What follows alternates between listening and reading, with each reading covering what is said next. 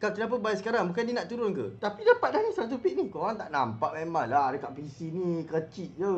Tahu tak daripada bawah ni sampai atas ni kau tengok berapa pick tu. Sendiri kira lah. Suka-suka buy kepala bapak engkau. Boleh beli lagi ke? Bahayalah. Tunggu pullback lah kalau nak beli.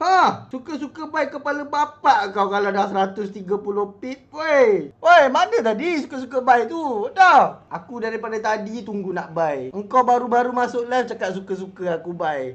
Kau sekolah tak sekolah ni? Daripada awal-awal aku live, aku punyalah tunggu masuk zone nak buy, tunggu nak buy. Daripada tadi aku duk cakap pasal tunggu pullback zone M5. Lepas tu aku cakap aku tak rasa dia akan collect zone M5. Kita main M1 je. Kita main support resistance M1. Engkau masuk-masuk tak tahu cerita. Cakap suka-suka buy. Kepala bapak engkau. Boleh tak boleh explain kenapa buy sedangkan tak masuk zone yang kau marking tu? Zone yang aku marking tu adalah zone M5. Macam yang aku cakap tadi. Okay, sekarang sebab market volume tengah laju. Faham tak? Volume tengah strong. So possibilities untuk dia nak sampai dekat zone M5 tu terlalu jauh. So disebabkan terlalu jauh, aku ambil risiko. Aku ambil high risk untuk main zone M1. So tadi dekat sini dah entry. Ada floating baru dia naik. That's why. Itulah yang aku cakap tadi. Kena ambil risiko main zone M1.